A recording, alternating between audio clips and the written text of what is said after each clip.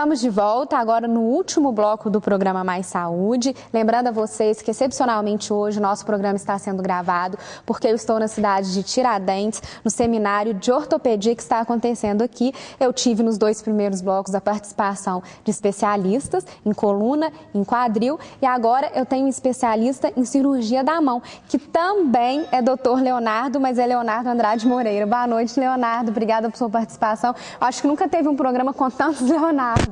Boa noite. Realmente você vê que Leonardo é um nome bom para ser ortopedista. É verdade. O bom é que eu não me confundo também, Com né? certeza. Na nossa cidade, a gente tem um grande problema com as motos, doutor Leonardo. O que o senhor aconselha para os motociclistas?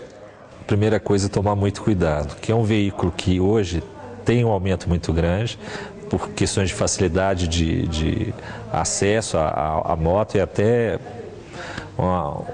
uma certa rapidez em relação às vias, mas é um veículo muito perigoso. Eu costumo dizer que, na verdade, você acaba sendo o próprio para-choque da moto.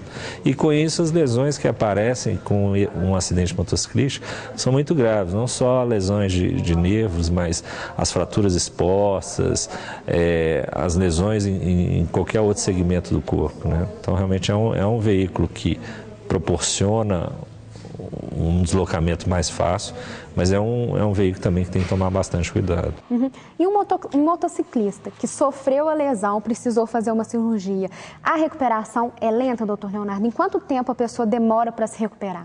Ela é muito lenta. O que habitualmente a gente informa ao doente, que é o mais importante frisar isso, esse tipo de lesão é uma lesão que não é operar e o paciente no dia seguinte movimentar o braço. Não, ele fica em torno de 1 ano e meio a 2 em processo de recuperação. Então, essa recuperação de movimentos, ela se torna de uma forma lenta e progressiva, com muita fisioterapia, muito empenho do doente. Muita paciência. Muita, bastante paciência. As crianças podem sofrer essa lesão? Podem. Elas costumam, na verdade, ser decorrentes ao nascimento, né?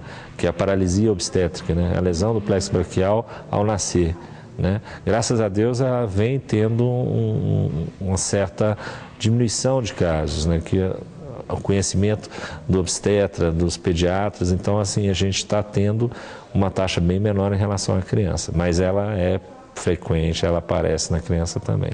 Não mais por trauma, mas é por tocotraumatismo, né? O próprio nascimento pode ocasionar. E por ser criança, o tratamento é mais difícil?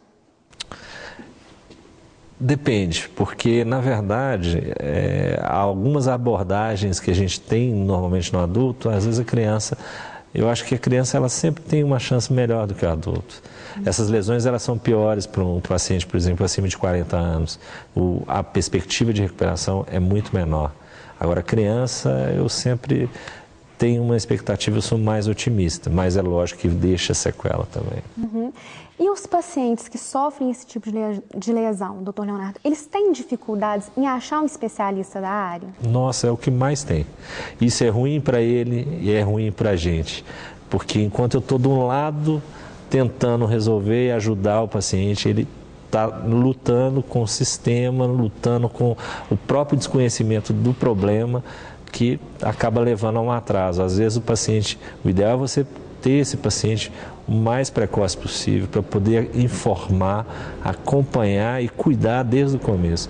Mas às vezes eu chego o paciente para mim com 6, 8 meses, então completamente sem nenhuma informação a respeito do problema dele. Então é muito difícil. O quanto mais importante que a gente tem que divulgar, que a gente tem que falar é conhecimento do problema e, na verdade, como e onde procurar isso. Então vamos falar para os nossos telespectadores. Quais são os primeiros sintomas, no caso, quem não sofreu algum acidente de motocicleta, no caso, quais são os primeiros sintomas que a pessoa pode perceber que teve essa lesão e que deve procurar um especialista? Bom, basicamente, a grande maioria dos casos, ela é traumática. Então, ela é decorrente de algum acidente, seja, né, automobilístico, motociclístico, queda de altura. Né? Há uma lesão espontânea, aí são situações que a gente tem que pensar em outras alterações.